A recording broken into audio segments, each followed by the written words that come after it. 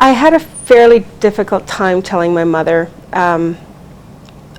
about my decision to get tested. Hi, Wendy. Hi. It's nice to meet you. My name's Alvin Lai. I'm the medical student on the urology service. I understand you're going for your operation tomorrow. It's because, of course, I'm well. There's nothing wrong with me. And I'm going in and I'm having a doctor cut a hole in my side. Just relax your arm.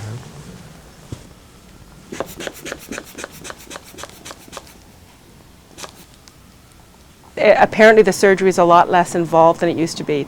They used to have to actually cut you from here right around to the middle of your bag.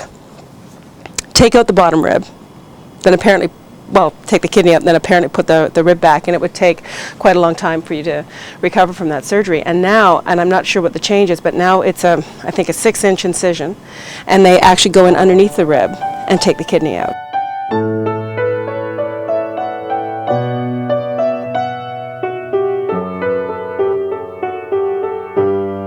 Which is, I think, an awful lot better, preferable to being pretty much cut in half.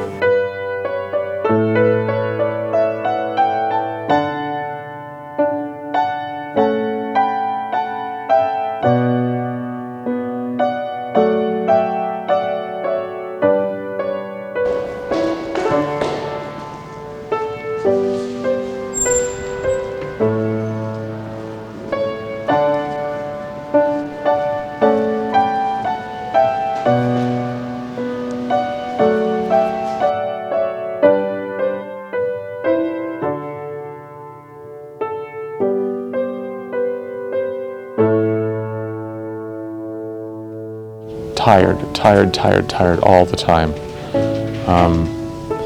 And then as the uremia builds up, you start getting, the only way I can describe it is it just feels like something crawling underneath your skin. Like it's not a twitch, like a muscular twitch per se.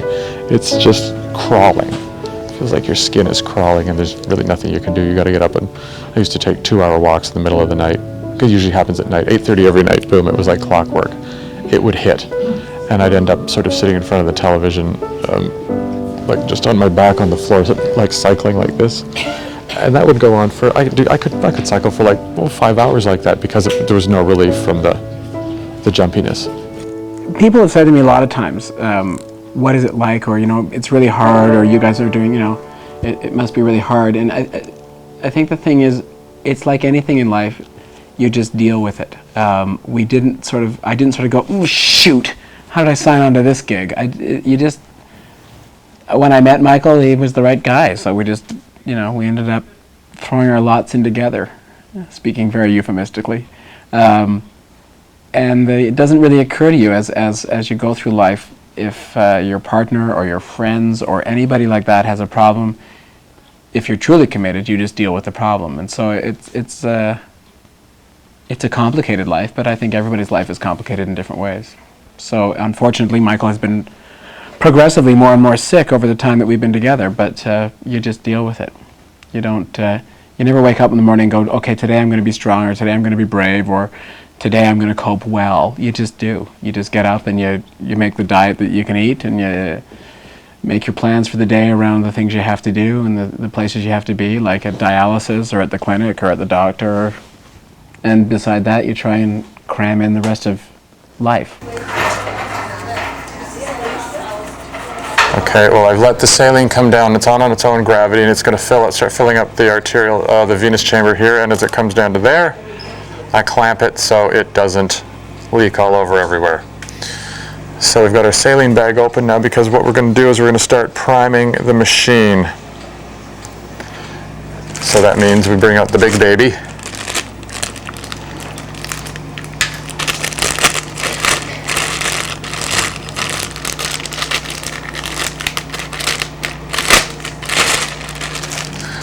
And I have to check our label against my number, which is 5333477. So I verify, and since I'm doing self-care, I verify twice that it's mine. And now we're slowly going to hook her up.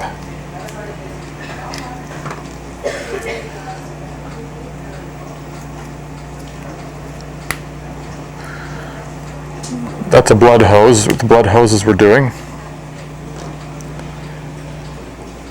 And then what else we're going to do is do the dialysate, which is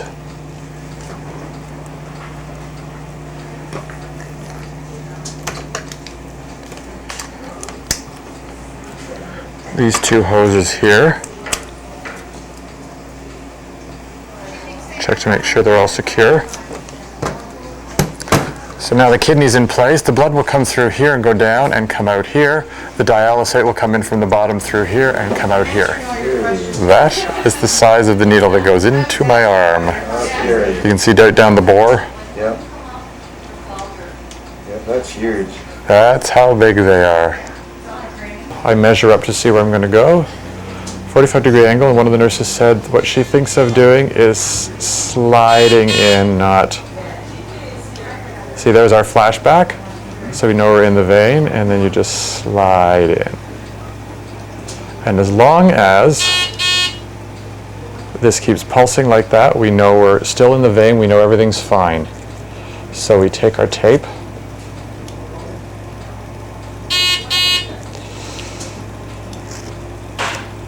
and we tape it down because that's very strong and it would actually push the needle out.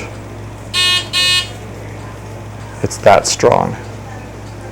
Then we bring it down, we get good flow, and then we clamp it off. And we go until we see the flashback.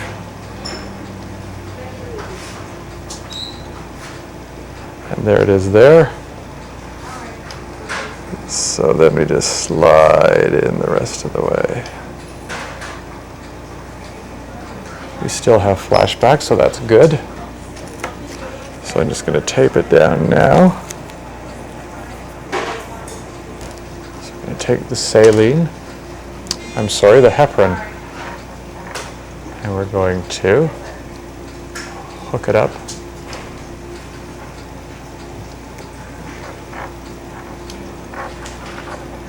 And we release the clamp. Got a little blood on us here. Always better to, when you're going to do something like this, try and do so you can see, you pull back so you get some blood mixed in with it, so you get rid of the air. If there's any air bubble, it will go to the top, and then you just, now we have our heparin in, but as you can see, it's only made the blood a little lighter than my normal blood that's in the arterial one. So, which means it hasn't gone in all that far. So to help that along, we add in our saline. Unclamp again, get all mixed together, and then in we go. Clamp, everything clamped, because if you don't clamp, that's some fun. It's like a fire hose. And as soon as last week, I've had the fire hose effect. So now what we're going to do is we're going to tape up.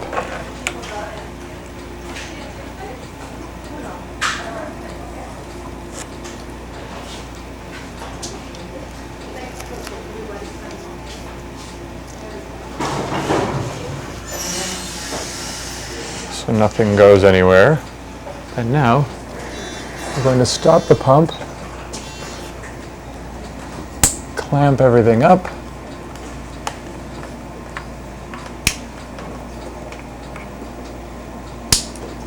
because we're just going to start to hook ourselves up now. I'm using the royal we apparently. Hook ourselves up. I'm going to hook myself up. Now, what I like to do is I like to drain the saline off that's in here. So we unclamp and unclamp. Then I do my little trick here, because I do it with the bike anyway. Go to the priming jug.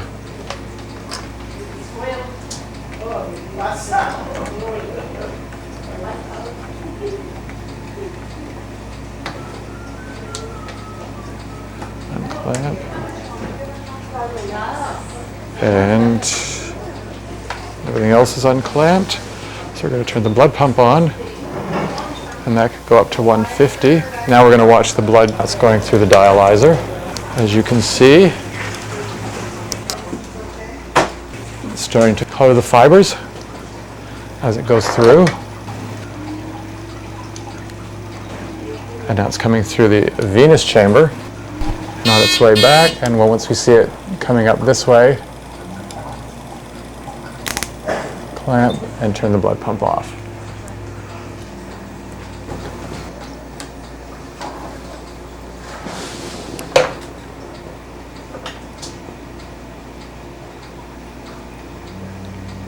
Surprised how good you get at this one-handed stuff, as it were. And now we're ready to go. Just all our figures and things to make sure everything's going okay. And I can start increasing the pump speed. And we increase it to 150 and we look at our pressures here to see how we're doing.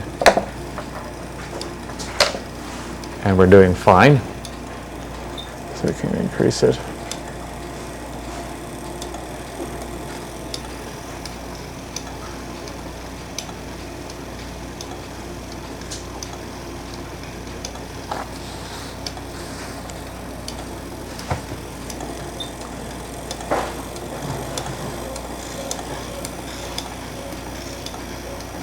The pressures are good and everything feels good in my arms.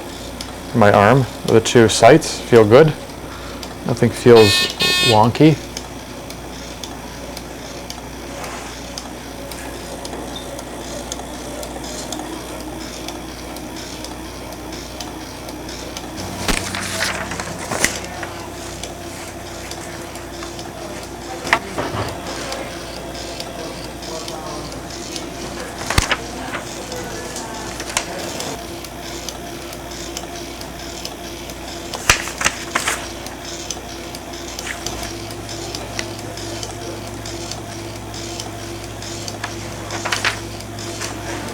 Does it seem like an incredible bother? Oh, huge, Yeah. huge. I have never had a single doubt about whether or not this is the right thing or the thing for me to do. My parents, sure, but not me. I've never thought once about whether or not to do it. It was just a no-brainer for me. I think the big bonus is that Michael will feel a lot better. He's, if you think about always being a little bit poisoned, that's what Michael's deals with all the time. He's always got poisons in his blood.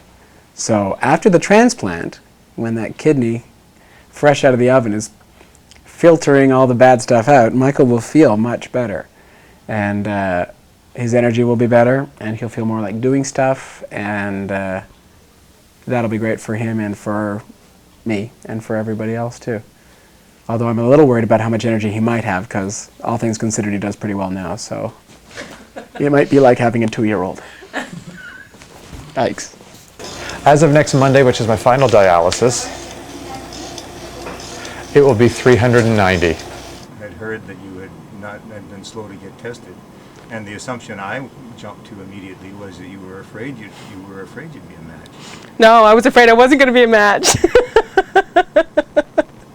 So, and Michael couldn't, well, I think Michael understood it a little bit. I have a very rich fantasy life, you see. So in the fantasy, it was like everything was great, and I matched, and he was able to have, eat whatever he wanted to, and I would think about, the restaurants we could go to and the wonderful, the wonderful things he would be able to do now. He wouldn't have to worry about getting dialysis if he wanted to do a festival somewhere else. He wouldn't have to worry about dialysis if he wanted to travel to Poland. He wouldn't have to worry about, whether or not this thing has mushrooms in it or tomatoes, and that was a very rich life for me.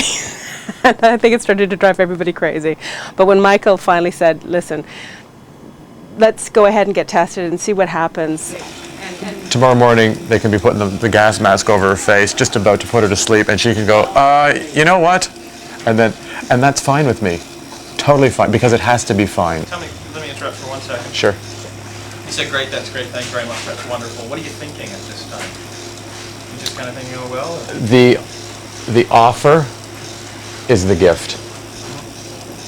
And anybody who actually says, I would be willing to do this, that's the gift.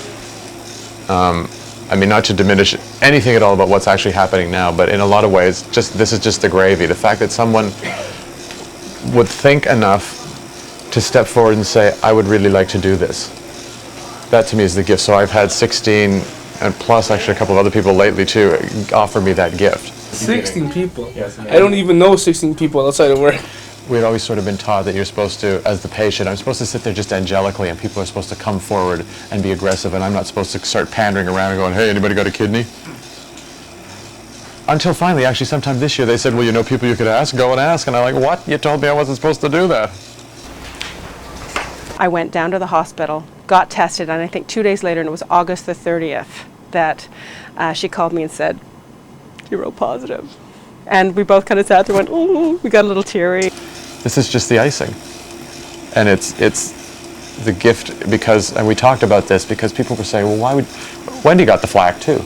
Why would you want to do that? Why are you doing that? And not a family member, and why would you do this? And there's only one answer for that, and that's love. And that's the same with the 16 people. So even though they all failed, I knew I was certainly well loved because I had that many people. The nurses in here said, you had 16 people? I went, yeah. They said, wow, you're really well loved. I went, yeah, I am. And then they said, and you've got really bad luck. I said, yes, I do. You may never become used to dialysis, but as Jeffrey pointed out, you probably become inured to it, which means, you know, you've got to do it, and you just do it. What I think we're experiencing today is because we've come from the pre-dialysis, or the pre-operative transplant clinic, I'm way too happy being here today because I know there's only 3 left, and then I will be out of here. So that's a really pretty great thing. My emotions about this transplant are so centered around happiness and joy, and I can't tell you the number of people I've spoken to when I tell them, they just burst into tears, and I really thought I would be emotional that way too, and I'm just like, I'm so happy, I can't believe it. So I've seen actually one in the operating room. Oh, you did? You observed? I did. I observed. As soon as they got it hooked up, everything was done. I seen the urine output coming. It's so amazing. You see this kidney that got transplanted and it's purple, like there's no blood supply there. Yeah. As soon as it's hooked up and the blood is coming, it turns pink, and then the urine just starts coming. Wow. It's so amazing. So is it like really thrilling? Oh yes, it's so amazing. Like, oh my God, look at this kidney. Look, you think that kidney isn't dead, you know, Yeah. because it's Purple. blue or purple. And once blood. so if it starts. That's from John. Yeah, after I'll have a giant spot. I should say. Yeah. Oh, thank you. You have fed. I have to read the card. Did they bring you Excuse food? me. Yeah. Sorry, Ron. Yeah. Turkey breast? yeah, with cranberry sauce and mashed potatoes. Oh, did you Wendy didn't get potatoes. She got a piece of white bread. Yeah. Oh, Wendy, think did I potatoes give got you it. my card? Did I give you my card? Yeah. Okay, I want you to know, if there's ever anything like I didn't get to go to the spa because CIBC didn't pay me, call me. The money's there, you can do whatever you want. She's only had this lecture about 4 times. The best spa. And that's from Harrods, wow. For my favorite thing in the whole world, Christmas trees. and Oh, beautiful. read the card. Yes, I did. Thank you. Yay! You finally got me to tears. Ah. We've been working on you for weeks. See this. What is that? The card says, an angel for an angel. Now I gotta cry. Oh, laugh it up. Laughing I boy. don't even have anything to... Oh dear. Here's the white bread. No one has it. I Yeah. know, well, Well said. it's probably more absorbent than it was tasty, so... You got my dinner and I got yours. I couldn't believe it. I said to Mary Pitt, I looked at him and I said, About the same size, and it'll be right down in your right lower quadrant. oh, you're going to put it on the right side, are you? Yeah. Okay, so you're going to That's- flip the kidney over, right? That's So it. it's going to be like that? Yep.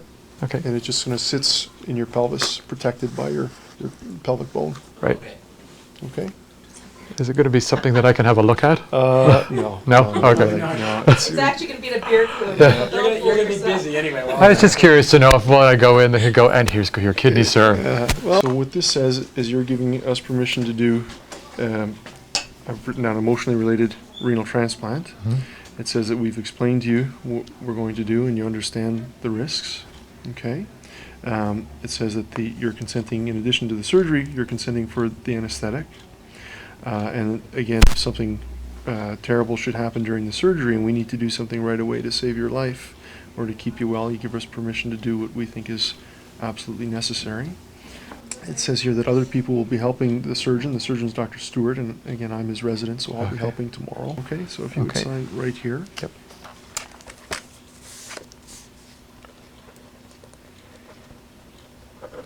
Eat and drink as much as you want up until midnight. Not a drop after midnight. Yes, sir. Okay? Yes, sir. Thank you. Thank you, Dr. Preiner. Thank you. Woohoo! No, I'm not afraid. Great. Beautiful. So, babe, you made the front page. Wow. On the front page. Front page. It's really nice. It's great. And not only the front page, my darling. Half a page inside. Oh, God. It's really nice. Holy cow. There's Peter. I knew you would make it to 7:30. I knew it. It's too exciting. You went. Yeah, isn't it though? Thank you. Oh, It's all the rage. You can color code it. Yes. Everybody's going to be wanting them. Wendy's on her second.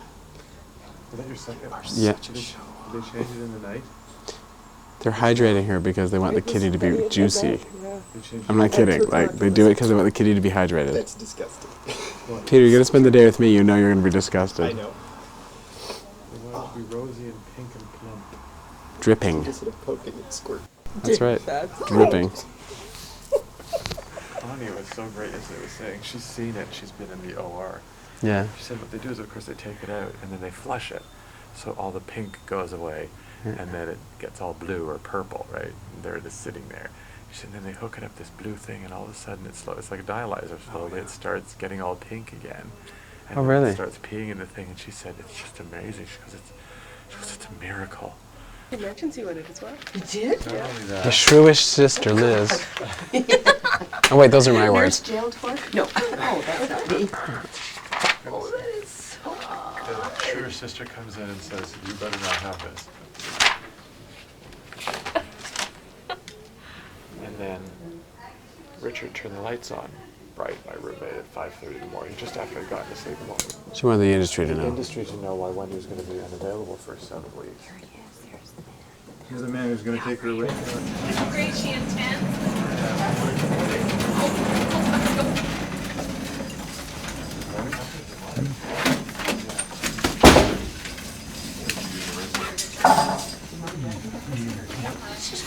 My dead driving license and a traffic check.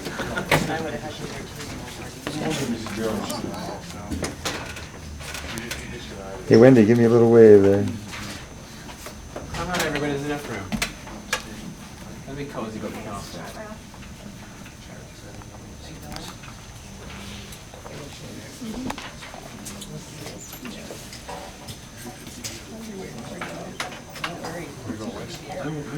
Go as far as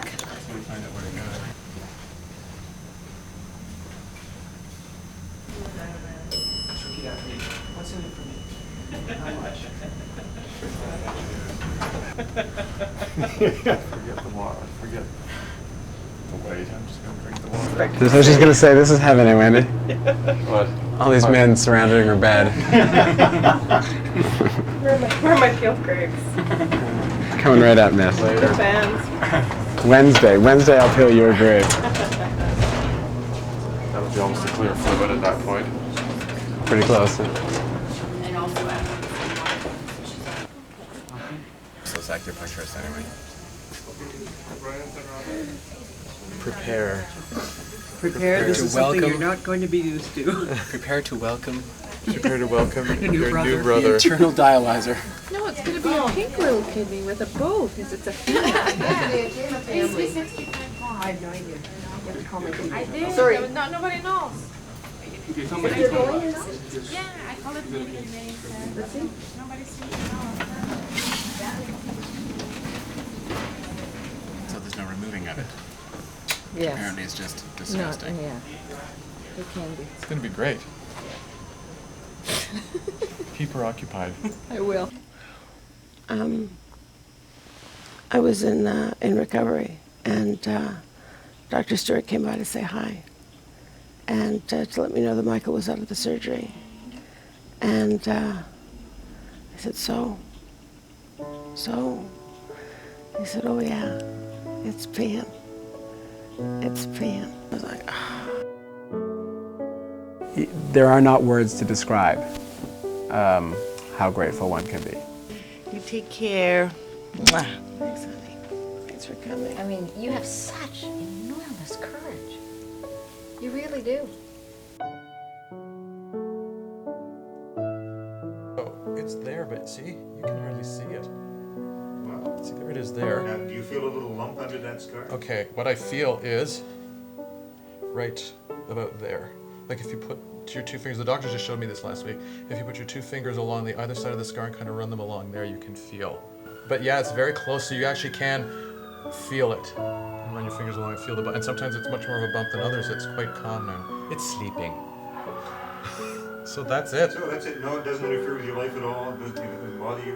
Do you feel anything at all in terms of discomfort from walking around with this kidney? Not walking around. No, most of the time I wouldn't know. Just in tightening my abs or anything, I can't. Because the kidney is there and the kidney doesn't move particularly, I can't.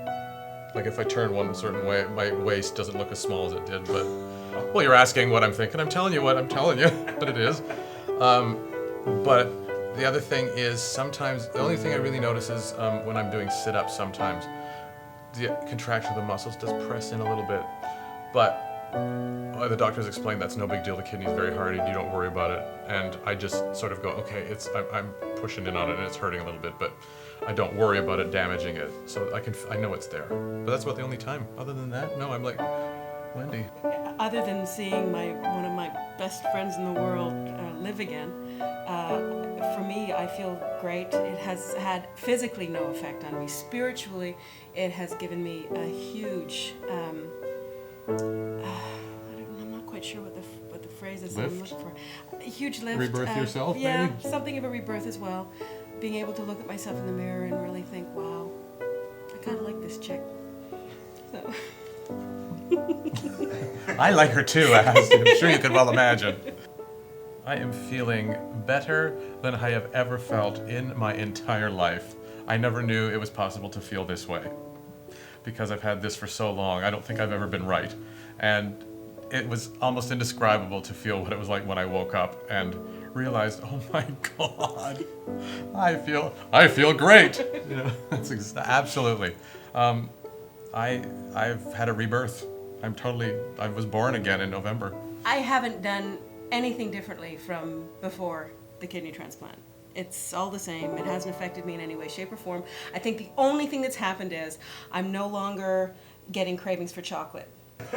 The best thing I can say about that in terms of Wendy is she has always said recently, if I didn't see a scar on my body when I got dressed in the morning, I'd have no idea I did anything.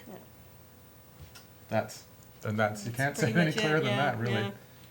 And I would pretty much, no, other than the fact that I feel better than I felt in my entire life, I wouldn't think I'd done anything either.